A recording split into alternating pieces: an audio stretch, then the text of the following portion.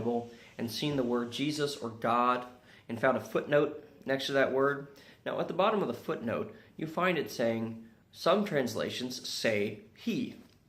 Now, maybe you've asked yourself, why would other translations say he when mine says God or mine says Jesus? Well, I prepared this video to give you an idea of what happens in the translation process to affect that, and actually to highlight a very unique feature that we find in many ancient manuscripts that explains exactly why you see that.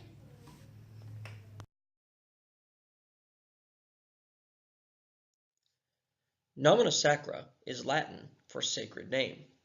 Prior to the 9th century, all Greek manuscripts were written in uncial or majuscule text. What that means is that all letters were written as capitals without spacing between words and without punctuation.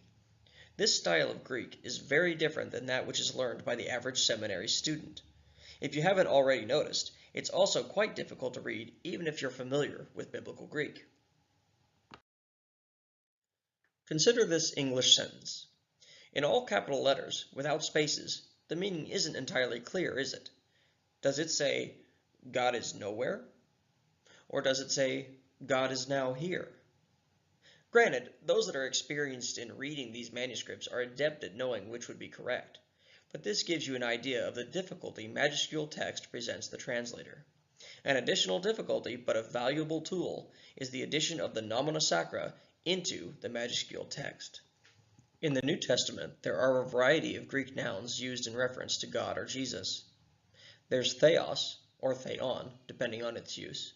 This translates to God. Kyrios, which means Lord. Jesus, which means Jesus. Christos, which means Christ. And huios, which means Son. Greek scribes would write only the first and last letters of these sacred names in Greek and draw a line over the top to identify their location within the text. Here's how the word for God, theos, would look in Greek majuscule text. And here's how it would look as a nomina sacra. This practice is seen in manuscripts from every provenance for hundreds of years.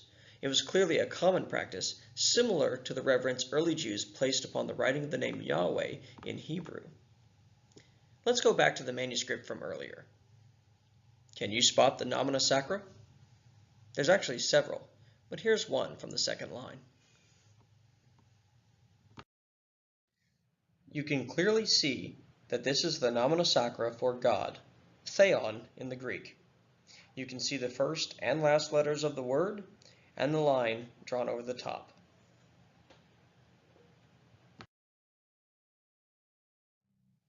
How does this affect your English translation of the Bible? Here's an example of 1 Timothy 3:16 in the King James Version. And here's the same verse in the New International Version. In some circles, a great deal is made of the difference between God in the King James Version and He in the New International Version. So the question is, how could a translator make such an error? Well, here's how the word for God appears in the manuscript text. A clear use of the nomina sacra. But here's how the word He looks in the same type of manuscript text. Note the similarity. Here's the text as it would have appeared in the text used by the translators of the King James Version. Now here's the text as it would have appeared in the text used by the translators of the New International Version. Can you spot the difference? Not such a difficult error to make when you see it like this, is it? The nomina sacra was a practice that spread across Christianity. Its existence in every major manuscript in the early church demonstrates the high Christology that existed in Christianity from its very onset. And knowing about it can help you clarify how certain odd translation differences occur between modern English Bibles.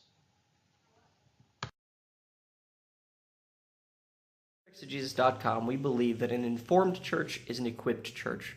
So I hope that video helped inform you. I hope it was something you enjoyed and that you can share with others. I hope you're able to go out and be a blessing this week to somebody and just share Christ in everything that you do. God bless.